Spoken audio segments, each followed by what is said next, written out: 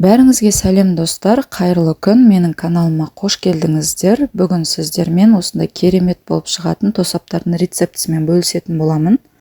Өріктен жасалған керемет тосаптардың рецептісін жоғалтып алмас үшін каналыма тіркеліп, лайк басып қоя салыңыздар. Негізінде бұл рецепт менің анамның жасап жүрген тәсілі болатын. Осы бойынша жасап көргенімде менен бір жасағаннан ақ шыққан, ең сәтті шыққан рецепттердің бірі болды. Ешқандай өрік езіліп кетпейді, артық қайнап кетпейді, осындай бүтін болып шығатын болады. Сіздерге де жасап көруді кеңес етер едім, ешқашан өкінбейсіздер. Менде бұл жерде екі түрлі өріктің тосабы болады.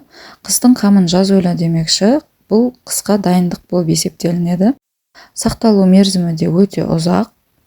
Атылып, я болмаса көгеріп кетпейтін болады. Негізі банкалардың атылуы ол банкының дұрыс стерилденбегеніне байланысты болады. Сондықтан да тосап болсын, компот болсын, тұздалған қиярлар болсын, банкілеріңізді жақсылап стерилдеп алсаңыздар, сіздерде ешқашан атылмайды, өте сәтті шығатын болады. Ең алдымен өріктерді осылай тазалап жуып алатын боламыз. Ортасында сүйегінен ажыратып, бөлек ыдысқа алып аламыз. Міндетті түрде осындай эмальді тегештерге істегеніңіз өте жақсы болады, асты жабысып қалмайды.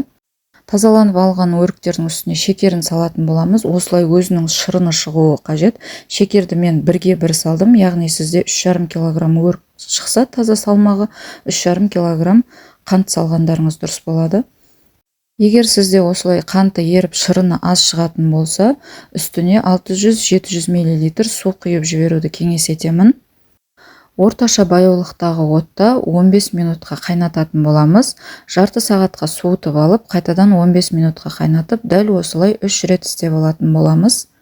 Оттарыңыз міндетті түрде орташа баяулықта болуы қажет, бұл өте маңызды.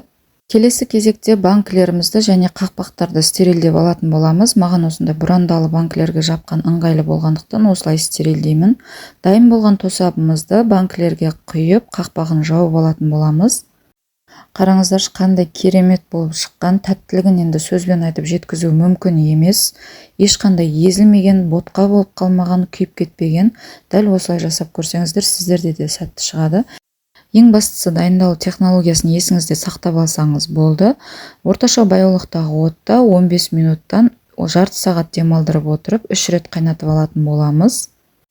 Банкаларымызды және қақпақтарымызды жақсылап стерилдеп алатын боламыз. Дайын болған тосабымызды ыстықтай банкаларға құятын боламыз. Қақпағын бірден жабатын боламыз. Сол кезде ыстық ауа қақпақты қысып ұстап қалатын болады. Мұнда қақпақтарыңызда өте сапалы болуы қажет. Бірнеше рет пайдаланған қақпақтарды кеңес етпеймін. Бар болғаны осы. Егер де рецепт ұнап жатса, менің каналыма тіркеліп, мені қолдап, лайк басып, комментарий қалдырып кетіңіздер. Барлығыңызға ас болсын.